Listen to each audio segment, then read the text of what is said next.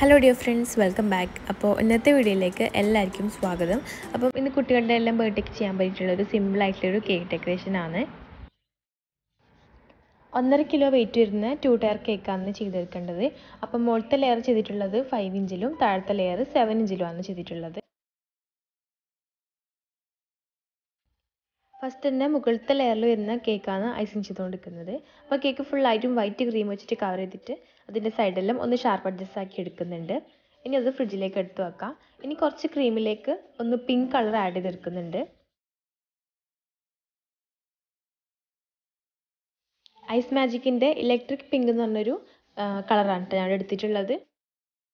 ഇനിയിപ്പം താഴത്തെ ലെയറിലുള്ള ആ ഒരു കേക്ക് എടുത്തിട്ടുണ്ട്. അതിൻ്റെ മുകൾ ഭാഗത്ത് ഇതുപോലെ ഇങ്ങനെ നമ്മൾ പൈപ്പ് ബാഗിലേക്ക് ആക്കിയിട്ടുള്ള ആ ഒരു കളർ ഇതുപോലെ സ്പ്രെഡ് ചെയ്ത് കൊടുക്കുന്നുണ്ട്. ഇതിൻ്റെ ബാക്കിയുള്ള ക്രീം ഒരു ക്ലിംഗ് റാപ്പിലേക്ക് വീഡിയോയിൽ കാണുന്ന രീതിയിൽ ഇങ്ങനെ കൊടുത്തിട്ടുണ്ട് കേട്ടോ. അത് നമ്മൾ കപ്പ് കേക്കിലേക്ക് എടുക്കാൻ വേണ്ടിയിട്ടാണ്.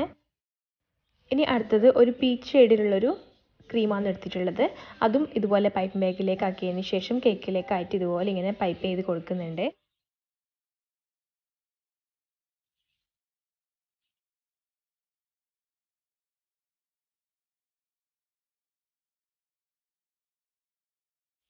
ഇത് റെയിൻബോ തീമിൽ ഇടുന്നൊരു കേക്കാണ് കേട്ടോ. ഇനി ബാക്കിയുള്ള കളേഴ്സും കേക്കിൽ ഇതുപോലെ ഇങ്ങനെ ചെയ്ത് കൊടുക്കാം.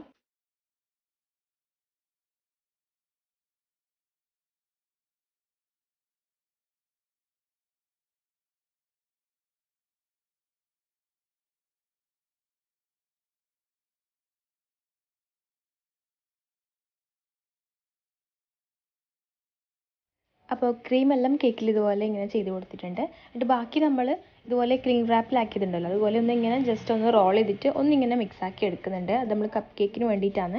അതങ്ങ് മാറ്റി വെക്കാം.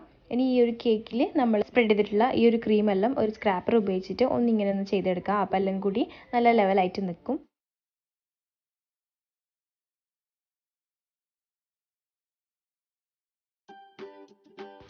അപ്പോൾ നമ്മൾ കൊടുത്തിട്ടുള്ള ക്രീമുകളെല്ലാം പരസ്പരം ഒന്ന് മെർജായിട്ട് കിട്ടുന്നത് വരെയും ഇതുപോലെ ഇങ്ങനെ സ്ക്രാപ്പർ ഉപയോഗിച്ചിട്ട് ചെയ്ത് കൊടുക്കാം.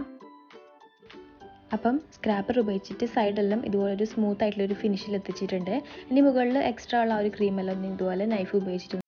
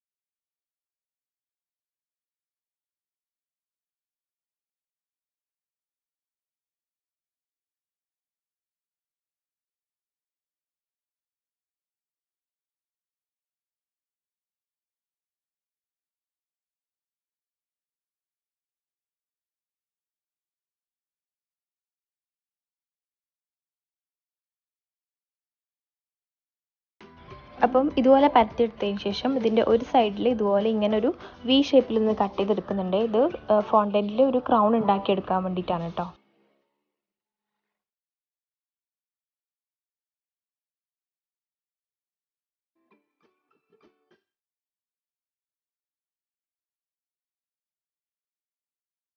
അപ്പോൾ ഇതുപോലെ ആദ്യം മുകൾ ഭാഗം ഇങ്ങനെ ഈ ഒരു ഷേപ്പിൽ കട്ട് ചെയ്തെടുത്തിട്ടുണ്ട്.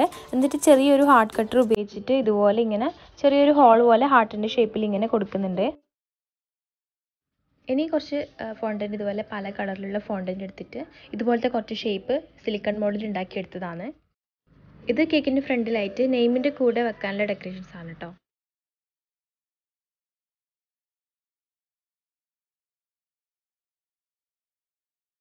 ഇനി ചെറിയൊരു പീസ് വൈറ്റ് ഫോണ്ടൻറ്റ് ഇതുപോലെ റൗണ്ട് ഷേപ്പിൽ ഒന്നിങ്ങനെ കട്ട് ചെയ്തെടുത്തിട്ടുണ്ട്.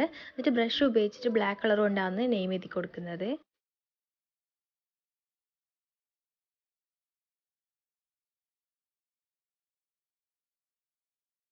അപ്പോൾ നെയിം എഴുതി കൊടുത്തിട്ടുണ്ട്. ഇനി നമ്മൾ റെഡിയാക്കിയിട്ടുള്ള ആ ഒരു ഫോണ്ടൻ്റ് ഉണ്ടല്ലോ അതിന് പുറത്തായിട്ട് ഞാൻ ഇത്രയും തിന്നായിട്ട് അന്ന് ചോക്ലേറ്റ് കൊടുത്തിട്ടുണ്ടായിരുന്നത്. അപ്പോൾ നമ്മൾ കുറച്ചും കൂടി ഒരു തിക്നെസ്സിൽ കൊടുക്കണമായിരുന്നു. പിന്നെ ഞാൻ ചെയ്തൊരു വേറെ മിസ്റ്റേക്ക് എന്താണെന്ന് വെച്ചാൽ ഈ ഒരു റിങ്ങിൻ്റെ പുറത്ത് ബട്ടർ പേപ്പറൊന്നും വെക്കാണ്ട് ഡയറക്റ്റ് അങ്ങനെ വെച്ച് കൊടുത്തു. അപ്പോൾ അത് ആ ഒരു റിങ് അടക്കം അവിടെ അങ്ങനെ സെറ്റായിപ്പോയി. പിന്നെ അത് എടുക്കാൻ പറ്റുന്നില്ല. ഇത് റൂം ടെമ്പറേച്ചറിൽ തന്നെ ഇരുന്നിട്ട് അങ്ങനെ സെറ്റ് ചെയ്തതാണ് കേട്ടോ. അപ്പോൾ അത് എടുക്കാൻ കിട്ടാണ്ടായപ്പോൾ ഞാനത് കുറച്ച് സമയം ഒന്ന് ഫ്രിഡ്ജിൽ കൊണ്ടുവച്ചു, ഫ്രീസറിൽ. അപ്പം അത് ഒന്നാമത് ഭയങ്കര തിന്നായിട്ടുള്ള ഫോണ്ടൻ്റാണ്. പിന്നെ ചോക്ലേറ്റും ഭയങ്കര തിന്നായിട്ടാണല്ലോ ഉള്ളത്. അപ്പോൾ പിന്നെ വല്ലാണ്ട് അതിങ്ങനെ പിടിക്കുന്ന സമയത്ത് പെട്ടെന്ന് പൊട്ടുന്ന പോലെയായി. പിന്നെ ഞാനത് ഒന്നും ചെയ്യാണ്ട് അതങ്ങനെ വെച്ച് കേട്ടോ. എന്നിട്ട് ബാക്കി ഡെക്കറേഷൻസ് എല്ലാം ഒന്ന് റെഡിയാക്കി എടുക്കുകയെന്ന്. അപ്പോൾ ഫോണ്ടൻ്റിൽ റെഡിയാക്കിയിട്ടുള്ള ചില ഡെക്കറേഷൻസിൽ ഇതുപോലെ ഫുള്ളായിട്ടും ഗോൾഡൻ കളർ കൊടുക്കുന്നുണ്ട്. ഗോൾഡൻ ഡസ്റ്റിൽ കുറച്ച് ഇവാപറക്സ് മിക്സ് ആക്കിയിട്ട് ചെറിയൊരു പെയിൻറ്റ് രൂപത്തിലാക്കിയിട്ടാണ് ഈ ഒരു കളർ ചെയ്തെടുക്കുന്നത്. ഇനി നെയിമെല്ലാം വെച്ച് കൊടുക്കുന്നുണ്ട് കേക്കിലേക്ക്. ഇനി വേറെ ഒരു ക്രൗൺ ഉണ്ടാക്കിയെടുക്കാനുള്ളൊരു ടൈം ഇല്ലാത്തതുകൊണ്ടാണ് ഇപ്പോൾ ഉണ്ടാക്കിയിട്ടുള്ള ഒരു ക്രൗൺ തന്നെ കേക്കിൽ വെച്ച് അഡ്ജസ്റ്റ് ചെയ്തിട്ടുള്ളത്. ഈ ഒരു ബർത്ത്ഡേൻ്റെ ഫംഗ്ഷന് എനിക്കും കൂടി പോകാനുള്ളതാണ്. അതുകൊണ്ട് ഞാൻ നേരത്തെ ഇത് ചെയ്ത് വെച്ചിട്ട് ഫ്രിഡ്ജിൽ വെച്ചിട്ട് പോകാൻ വേണ്ടിയിട്ടാണ് കേട്ടോ. അപ്പം നമ്മൾ ആ ഒരു കേക്ക് കട്ട് ചെയ്യുന്ന ആ ഒരു സമയമാകുമ്പോൾ മാത്രം വന്നിട്ട് എടുക്കാമെന്ന് കരുതിയിട്ടാണ്. ഇവിടുന്ന് കുറച്ച് ദൂരമേ ഉള്ളൂ. അപ്പം ആ ഒരു ടൈം ആകുമ്പോഴത്തേക്കും എടുക്കാൻ വന്നാൽ മതിയല്ലോ. അതുകൊണ്ട് ഞാൻ ഈ ഒരു കേക്കിൻ്റെ വർക്കെല്ലാം പെട്ടെന്ന് കംപ്ലീറ്റ് ആക്കിയെന്ന്. ഈ ഒരു ഫ്ലവർ എല്ലാം ഡ്രൈ ആക്കിയതിന് ശേഷമാണ് കേട്ടോ കേക്കിലേക്ക് വെച്ച് കൊടുക്കുന്നത്.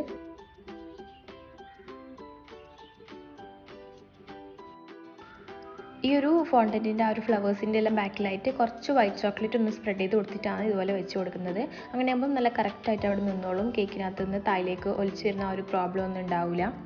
പിന്നെ നമ്മൾ നേരത്തെ ക്ലിംഗ് റാപ്പിലാക്കി വെച്ചിട്ടുണ്ടായിരുന്നല്ലോ, അത് ആ ഒരു ക്ലിംഗ് റാപ്പ് വല്ലാണ്ട് ആ ഒരു നോസിൻ്റെ ഉള്ളിലേക്ക് കുടുങ്ങിയിട്ട് ക്രീം ഒട്ടും പുറത്ത് വരാണ്ടായപ്പം ഞാൻ ആ ഒരു പാക്കറ്റിൻ്റെ ഉള്ളിൽ നിന്ന് ക്ലിംഗ് റാപ്പ് വലിച്ച് പുറത്ത് കളഞ്ഞിട്ടാണ് എന്നിട്ടാണ് ഈ ഒരു ക്രീം ചെയ്തെടുക്കുന്നത്. ആ ക്ലിംഗ് റാപ്പ് വലിച്ച് പിന്നെ അതൊന്ന് മിക്സ് ആകുമ്പോഴത്തേക്കും നമ്മൾ ചെയ്തിട്ടുള്ള ഒരു റെയിൻബോ കളറെല്ലാം ചെറുതായിട്ടൊന്ന് മാറിയിട്ടുണ്ടായിരുന്നു. പിങ്ക് അധികം ഉള്ളത് കാരണം ഒരു പിങ്ക് ഷെയ്ഡാണ് കൂടി വന്നിട്ടുണ്ടായിരുന്നത്. എന്നാലും കേക്ക് നേരിട്ട് കാണുമ്പം കുറച്ചും കൂടി ഒന്ന് ഈ ഒരു കപ്പ് കേക്കിൻ്റെ ഈ ഒരു ഫ്ലവർ കുറച്ചും കൂടി ഒന്ന് കളർഫുള്ളാണ് കേട്ടോ. ഇപ്പോൾ വീഡിയോയിൽ കാണുമ്പം ഒട്ടും വേറെ കളറൊന്നും ഇല്ലാത്ത പോലെയുണ്ട്. പക്ഷെ നേരിട്ട് കാണുമ്പം കുറച്ചും കൂടി ഒന്ന് കളർഫുള്ളാണ്. ഈ ഒരു ദിവസം തന്നെ വേറെയും കേക്ക് ഉണ്ടായിരുന്നു കേട്ടോ. അപ്പം ഈ ഒരു കേക്കിൻ്റെ മാത്രമാണ് ഞാൻ വീഡിയോ എടുത്തിട്ടുണ്ടായിരുന്നത്. അപ്പോൾ എനിക്ക് ഈ ഒരു ഫംഗ്ഷന് പോവും വേണം, വീഡിയോ എടുക്കണം, പിന്നെ ആകെ മൊത്തം തിരക്കായത് കാരണം ആകെ ടെൻഷൻ അടിച്ചിട്ട് ചെയ്തിട്ടൊരു വർക്കാണ് കേട്ടോ ഇത്. പിന്നെ നമ്മുടെ ഈ ഒരു ക്രൗണിൻ്റെ കാര്യം പറയണ്ടല്ലോ, അതാണ് ഇങ്ങനെ സ്റ്റിക്കി ആയിട്ട് നിൽക്കുക ചെയ്തത്. ഞാനത് ഫ്രീസറിലായിരുന്നു ഇത്രയും സമയം വെച്ചുകൊണ്ടിരുന്നത്.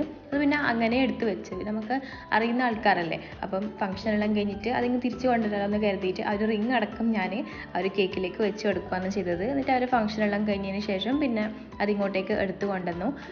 ഇതിൽ സംഭവിച്ച മിസ്റ്റേക്ക് എന്താണെന്ന് വെച്ചാൽ ഞാനിത് വളരെ തിന്നായിട്ടാണ് ഫോണ്ടൻറ്റ് വരത്തിയത്, തിന്നായിട്ടാണ് ചോക്ലേറ്റ് കൊടുത്തത്.